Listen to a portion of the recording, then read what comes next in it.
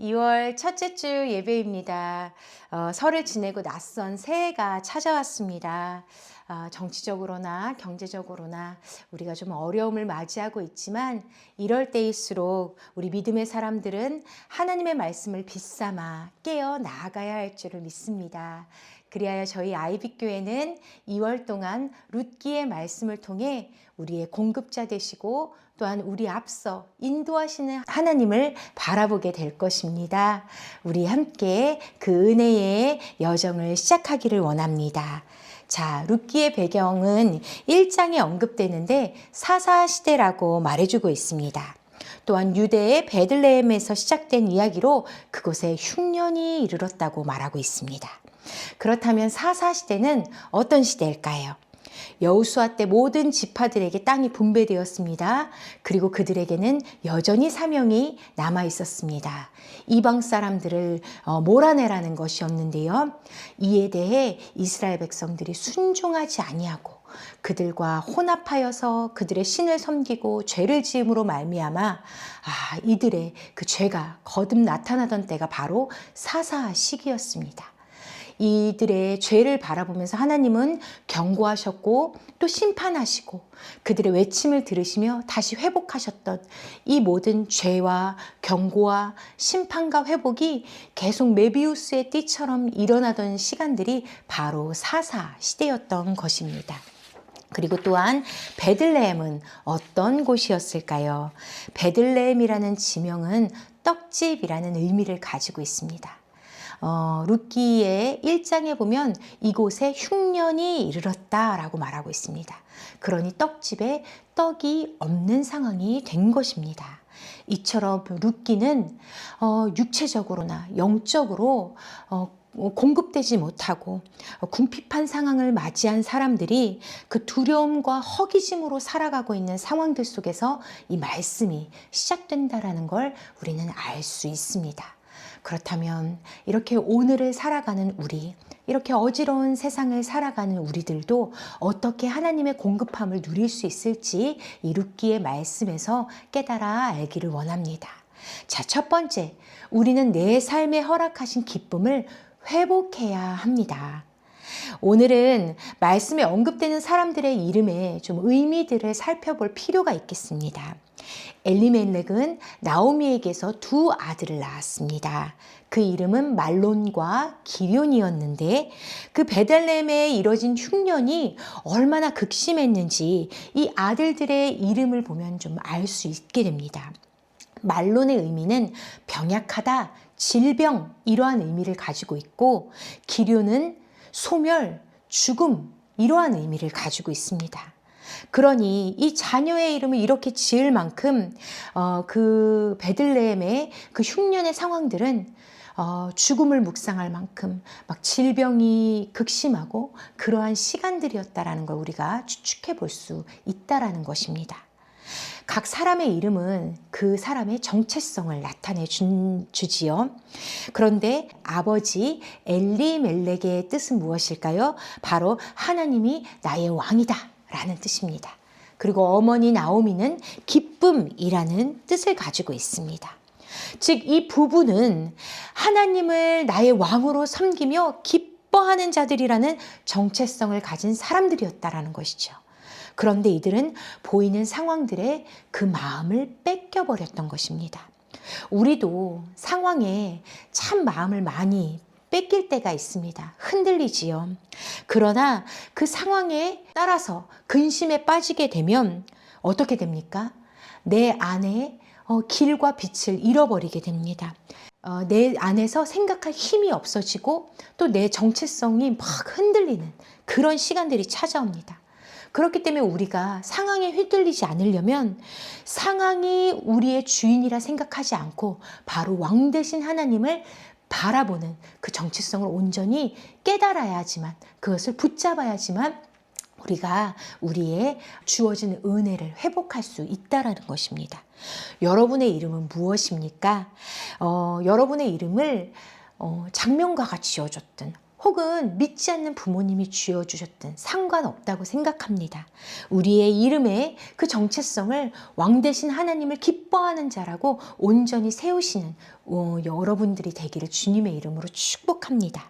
그리하여 상황을 두려워하여서 쫓겨가고 도망치는 자로 살아가는 것이 아니라 정말 우리의 왕 되시고 우리의 앞서가시는 그 하나님을 믿음으로 바라보며 하나님의 뜻을 간구하며 또 하나님의 그 일하심을 기다리는 우리가 되기를 주님의 이름으로 축복합니다. 자, 두 번째로 하나님의 공급하심을 누리는 자세는 무엇일까요? 하나님에 대한 오해의 말을 끊어내는 것입니다. 나오미가 자녀들의 이름을 질병과 죽음이라고 지을 만큼 베들레헴의 기근은 분명 어려운 것이었을 것입니다. 그렇지만 21절에 나오미의 고백을 보자 하면 그들이 모압 땅으로 떠나려던 때에 풍족하게 나갔다고 말하고 있습니다. 즉 기근과 질병, 이 사망을 묵상한 만큼 어려운 상황을 맞이했지만 이들에게 아직 빼앗긴 것이 아무것도 없다라는 것, 하나님이 이들을 지켜주고 계신다라는 것을 의미하는 것이죠. 그러나 나오미는 이 기근을 피하여 남편과 두 아들과 함께 모압으로 떠나게 되고 그곳에서 안타깝지만 남편과 두 아들을 잃게 되고 나오미와 두 며느리만 남게 된 것이지요.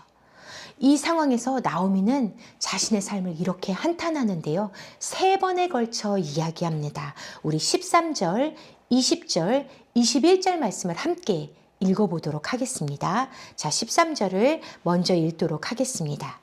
너희가 어찌 그들이 자라기를 기다리겠으며 어찌 남편 없이 지내겠다고 결심하겠느냐. 내 딸들아 그렇지 아니하니라. 여호와의 손이 나를 치셨으므로 나는 너희로 말미암아 더욱 마음이 아프도다 하매. 이어서 20절과 21절도 한번 읽어보도록 하겠습니다.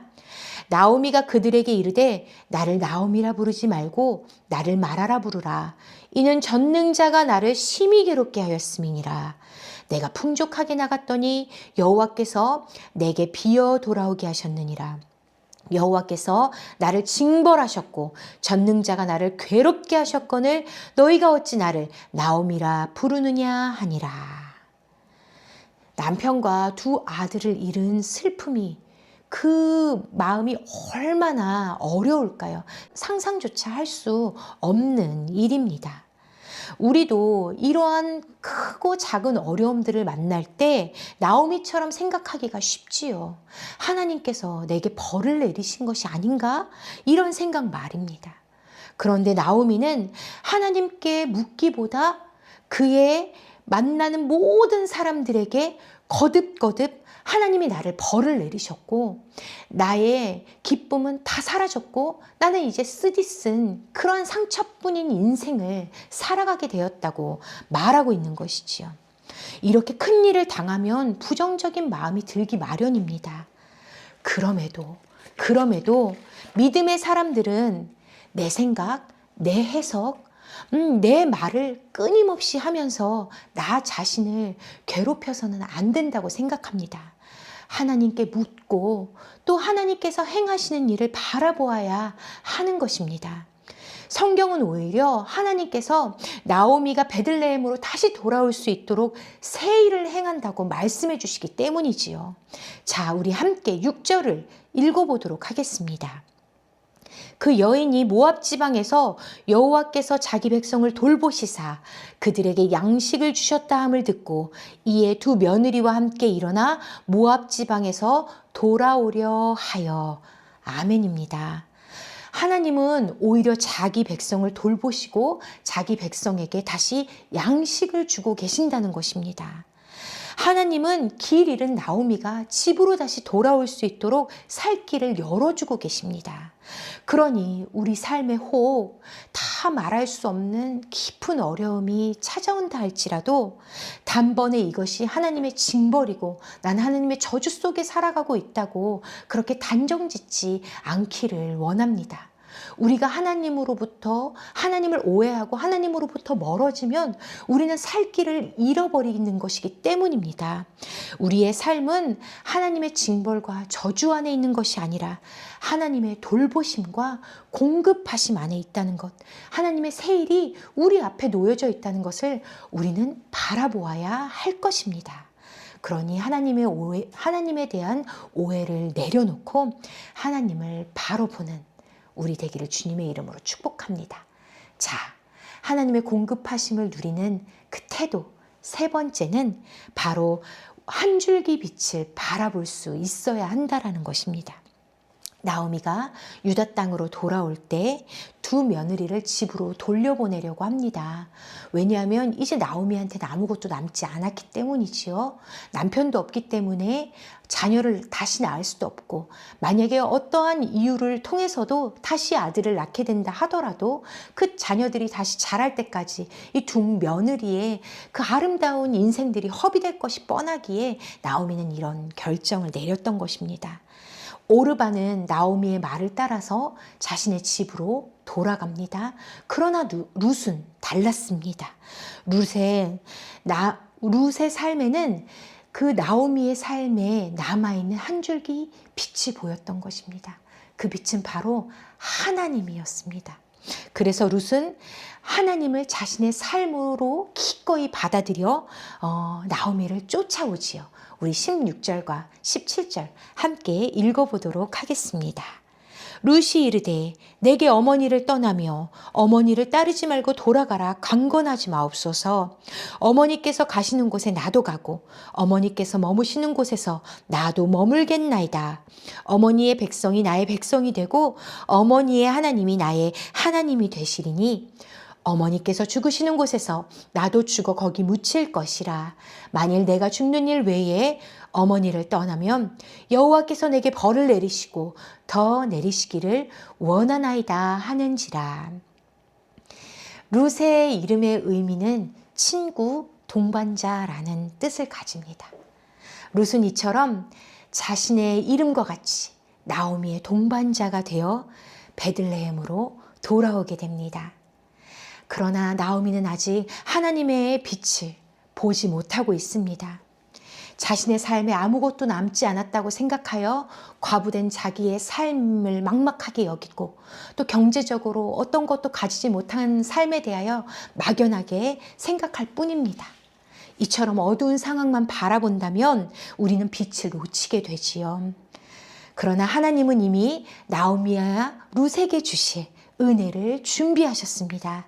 그들이 돌아올 때는 보리 추수가 시작할 때였다고 말합니다. 즉 베들레헴에 더 이상 기근이 없다라는 것입니다. 하나님의 떡집에 떡이 가득하다라는 것입니다. 나오미와 룻이 먹을 것이 준비되었다라는 것입니다. 그리고 나오미는 혼자가 아닙니다. 나오미 곁에는 하나님을 바라보는 동반자 룻이 있습니다. 그러니 나오미는 다 잃어버린 것이 아니라는 이야기입니다. 나오미의 기쁨은 공급자 되신 하나님, 그리고 하나님을 바라보는 룻을 통하여서 온전히 회복될 것입니다.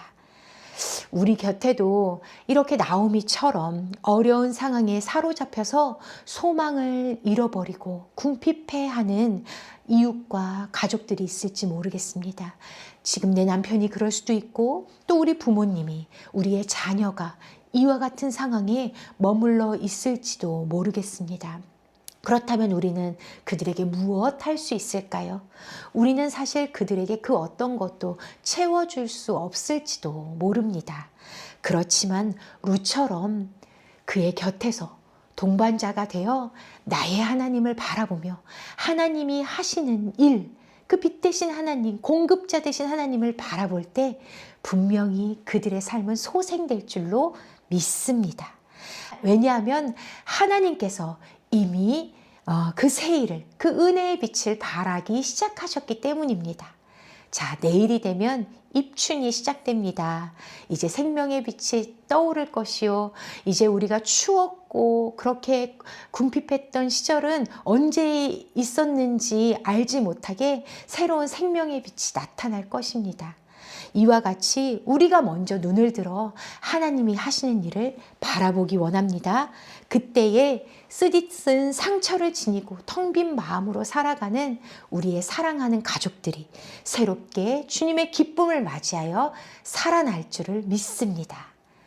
이처럼 우리는 오늘의 말씀을 통하여 우리가 아무것도 잃지 않았다라는 것을 깨닫게 됩니다. 우리의 삶의 기쁨을 반드시 회복하기를 원합니다. 그리고 하나님을 향한 그 오해, 쓰디쓴 오해를 다 내려놓기를 원합니다.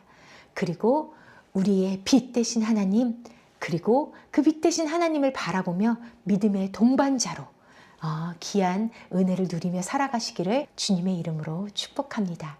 아멘.